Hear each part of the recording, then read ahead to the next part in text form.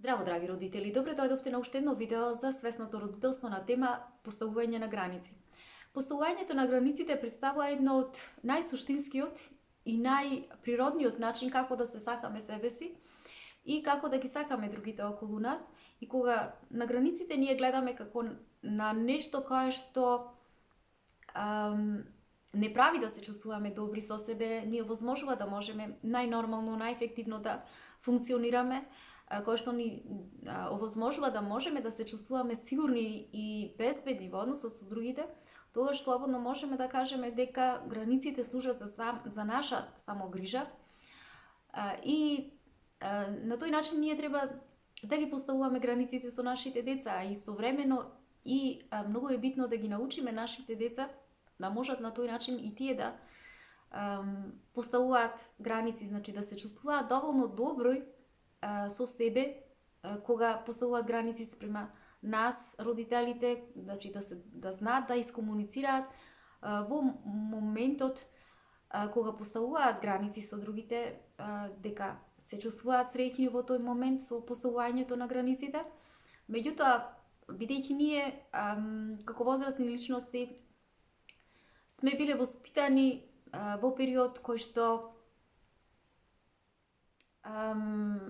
бил поодамна, често пати и тоа се случува со возрастни личности кои што се воспитани, израснати и во овој милениум, каде што не се научени од своите родители да можат да ги искомуницираат границите со возрастните на еден ефективен начин, и токму поради тоа најчесто тие во животот растат со една идеја која што му најчесто, значи, ги носи во удоволување на другите возрастни, на другите личности, бидејќи таа идеја со која што се израснати подразбира и му влева страв кај нив, му предизвикува страв дека ако јас, например,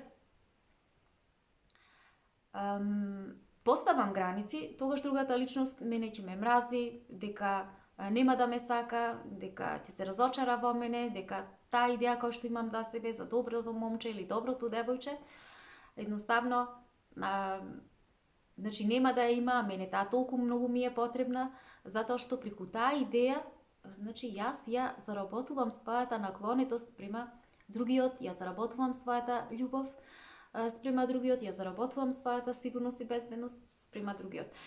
Значи, овие идеи, затоа е многу битно што повеќе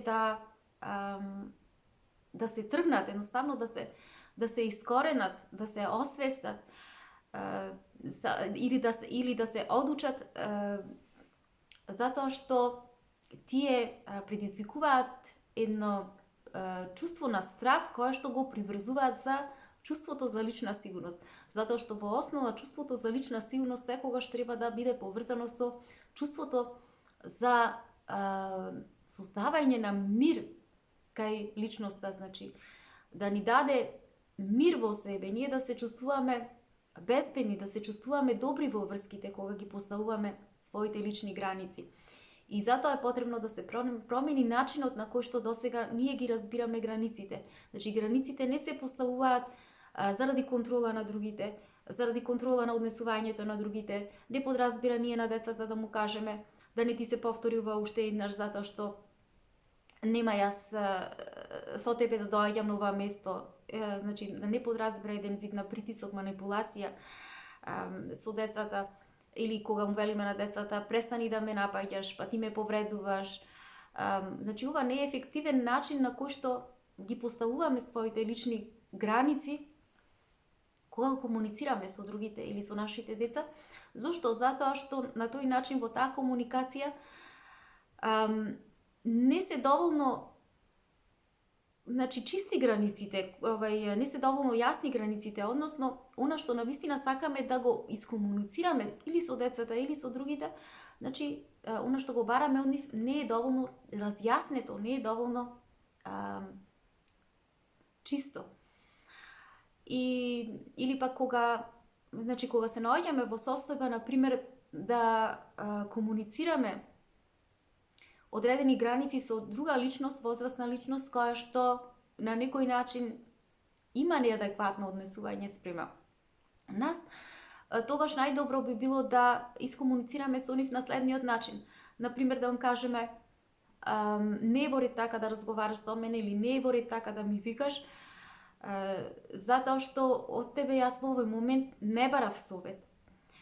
Разбирам, може би ти така си се сватила, си се разбрала, си помислила во овој момент, мене само ми беше потребна твоја поддршка и твоја потврда. И се разбира дека најверојатно личноста од другата страна во тој момент би ни искомуницирала, би ни рекла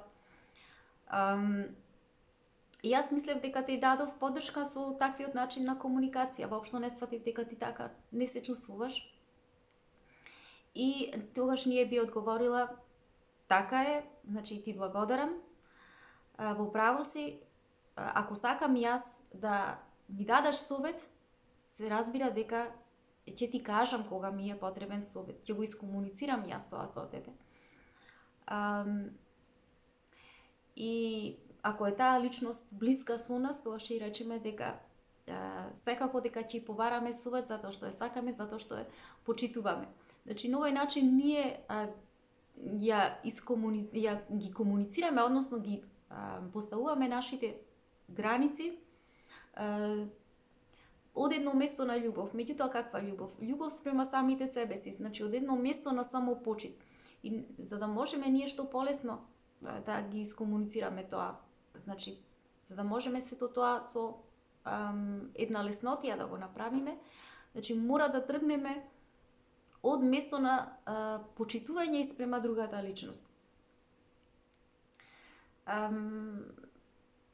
Еден пример ќе го земам многу интересен кој што го забележав од страна на една терапевтка, која што, значи, таа дава свој личен пример како ги поставила границите со својата роднина. Бидејќи оваа терапевтка имала проблем, односно доживеана травма во своето детство, во врска со цигарите, значи доживеала одредена травма, растела во едно семејство во кое што конзумирале голем количество на цигари и кои што воопшто немале респект и спрема, значи не ги почитувале границите, растела во една голема дисфункционалност како девојче и таа решила да постави одредени граници кои што се однесувале токму за луѓето кои што конзумирале цигари, значи не дозволувала таа нејзините деца да бидат во близина на луѓе кои што конзумирале цигари, ниту пак не им дозволувала на луѓето кои што конзумираат цигари да се доближат до нејзините деца, затоа таа едноставно ги поставила тие граници за да може да се чувствува сигурно со луѓето кои што биле во нејзиниот живот.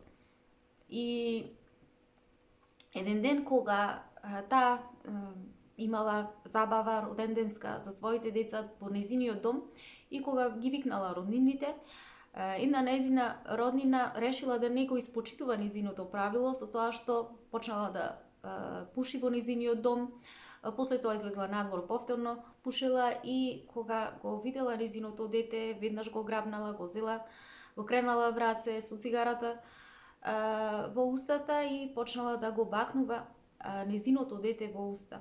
И кога сето тоа го видела терапевската мајка, веднаш дошла до неа и дала до знаење дека она што го прави, дека не е во ред, особено затоа што била запозната со нејзините травми од нејзиното детство, била запозната со нејзините граници кои што ги поставувала и кажала дека не е во ред тоа што пушела во нејзиниот дом и тоа што и го зела нејзиното дете и го бакнувала во уста. Значи овој пример го давам како за тоа, значи да разбереме дека луѓето кои што се во нашиот живот често пати знаат да не бидат приемчиви на границите кои што ние им ги поставуваме, иако ние знаеме со нив да искомуницираме во однос на тие, значи кога ги поставуваме тие граници со многу љубов, со многу почит, со многу разбирање, меѓутоа едноставно и покрај тоа, значи да не сакаат да ги почитуваат нашите граници и да разбереме дека последиците, односно дека ние не сме одговорни за нивните реакции после тоа што ќе се случи откако ќе ги искомуницираме нашите правила, нашите граници, откако ќе ги поставиме спрема нив. Значи, во овој пример, што се случило откако сето тоа го искомуницирала терапевтката со неа, незината роднина се налутила и почнала да вика, значи почнала да се однесува како мало дете и повторно ова и го искомуницирала терапевтката дека не вори така да се однесува како дете, особено затоа што ги знаела претходно границите кои се. И значи роднината уште повеќе се налутила и си заминала и го напуштила незиниот дом.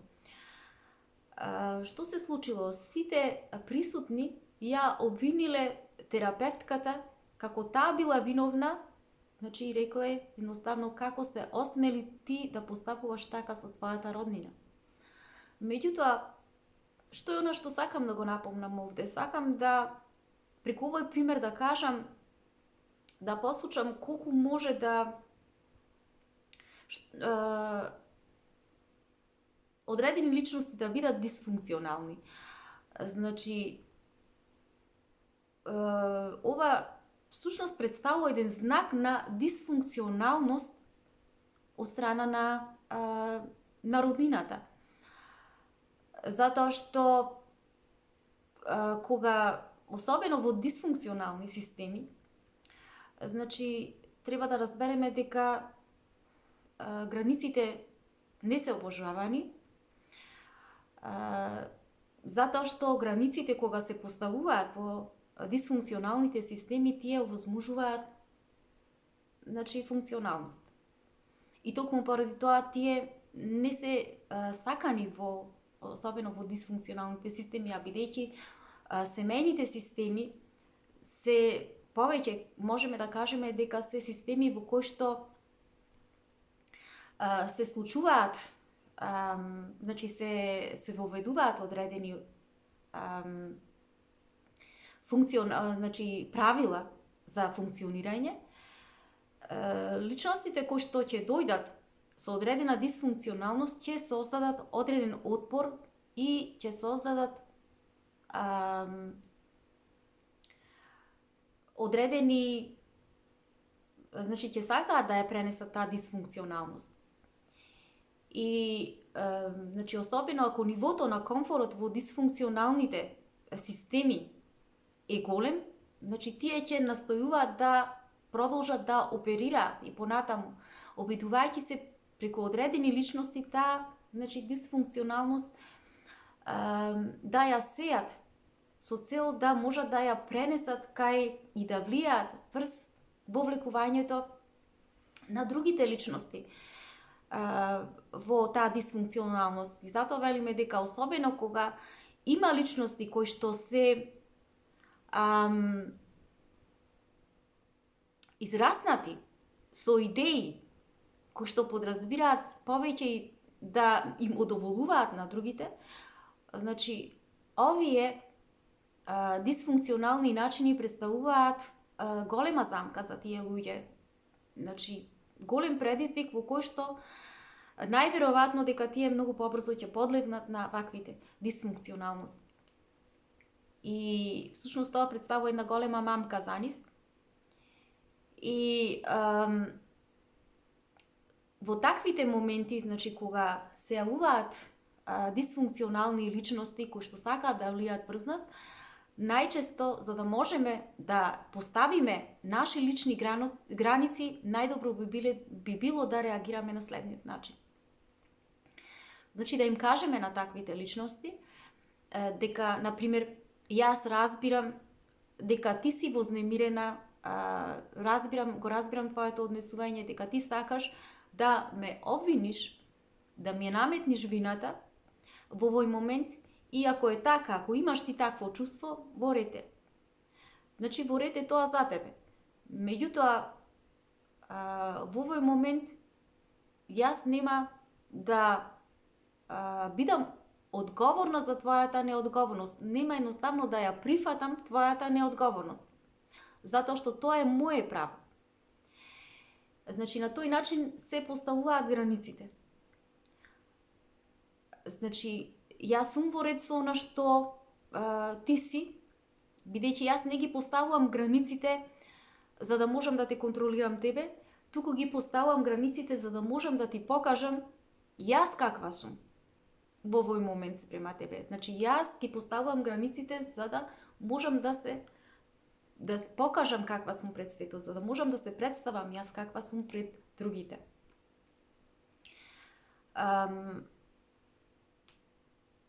Ти можеш да се чувствуваш спрема мене како сакаш. Значи, во врска со мене ти можеш како сакаш да се чувствуваш. Меѓутоа, јас одлучувам што ќе прифатам и дали воопшто ќе прифатам нешто од тебе. Затоа што границите ги поставувам пред се за да создавам мир.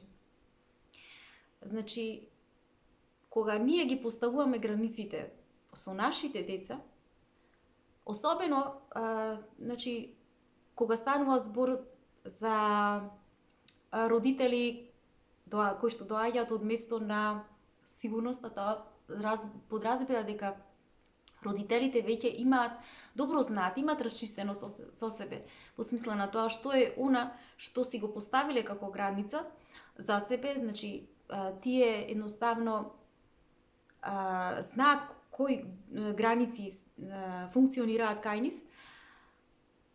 Тогаш, кога ги поставуваат границите спрема своите деца, тоа го прават со една голема леснотија. Зошто? Затоа што знаат дека кога ги поставуваат границите со своите деца, пред се тоа не подразбира да ги постават границите заради контрола на детето. Се разбира дека кога детето покажува одредени дисфункционални однесувања, родителот во тие моменти ќе ги постави границите. Значи, кога детето, например, удира, кога детето клоца, кога детето фрла, значи прави такви некои дисфункционални работи, тогаш родителот е должен да ја постави границите. Кој што подразбира граници за самопочит на себе си. Исто така, кога детето користи телевизиски екрани многу повеќе од колку што треба, затоа што родителот смета дека тоа е штетно за него, може да предизвика зависност кај него. Или пак кога премногу е пред мобилните телефони. Исто така, значи родителот во таквите моменти ќе постави граници. Затоа што разбира дека тоа нешто е штетно, или детето кога истрчува на улица, таа улица гледаме дека е премногу фреквентна. Значи родителот должен е да постави граници, одредени ограничувања во таквите моменти. А потоа да ги искомуницира тие ограничувања со своето дете. Значи, родителот едноставно да му каже на детето: јас разбирам дека ти сакаш да ја гледаш телевизиската емисија уште 1 сат, меѓутоа времето за телевизија одамна помина. Или пак на детето можеме да му кажеме дека времето за имаш уште 15 минути време да поиграш на мобилниот телефон. После тоа ти мораш да се спремаш за спиење. Значи, поставувањето на границите пред се треба да биде една голема уметност. Значи, да бидат родителите умешни за да можат да го направат тоа поставување на границите како еден вид уметност со своите деца. Што подразбира тоа? Тоа подразбира дека одредени моменти кога ние ќе ги поставиме границите со нашите деца, децата можат да пројават одредена доза на вознемиреност, значи да почнат да бидат емотивни, да почнат да плачат и така натаму. Меѓутоа, родителот во таквите моменти, значи кога ќе забележи дека детето почнува да му течат солзи, почнува да плаче и така натаму, значи да му каже. Времето на гледање на телевизија одамна е поминато. Јас разбирам дека ти си вознемирена, ама, значи, мора да си легнуваме. Гледам дека почнуваш да плачеш, можеш слободно, значи, слободно плачи, во ред е, јас сум тука за тебе. И, значи, додека му ги облекуваме, пижамчињата, додека го внесуваме детето во кревет, детето, значи, слободно го оставаме да се чувствува, ако треба, му треба преградка, ако му треба, значи, да си го гушниме во тој момент детето, ние тоа ќе го направиме. Значи, нема да дозволиме да си го оставиме детето се додека не си ги isprocesира своите емоции. И затоа велиме дека тоа представува еден вид на уметност на родителот. Едноставно, воспитувањето и родителствувањето, поставувањето на границите со нашите деца во таквите моменти представува една голема комплексност. Зошто го велиме тоа? Затоа што ние родителите во таквите моменти треба да држиме во можност да бидеме да држиме две спротивставени чувства. Значи во единство да можеме да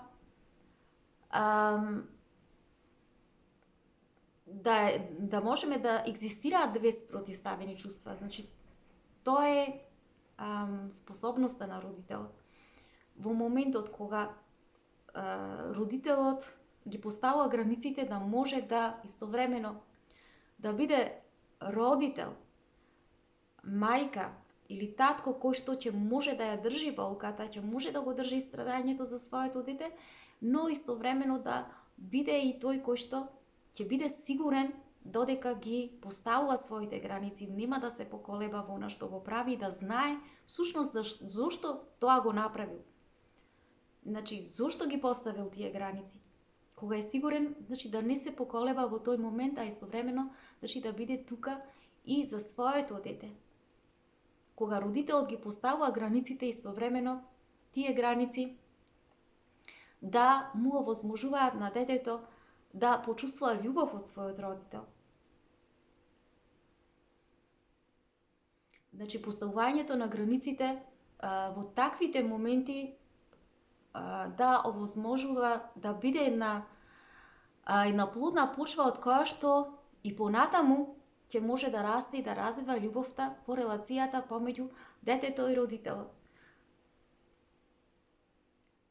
Се додека детето не се смири, родителот да биде тука со своето дете, додека ги поставува границите, за да може детето да ја почувствува љубовта од својот родител.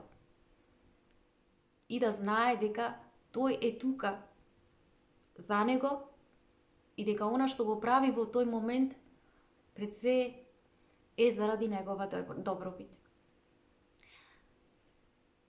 Тоа би било се за ова видео. Имајте убав ден, се гледаме.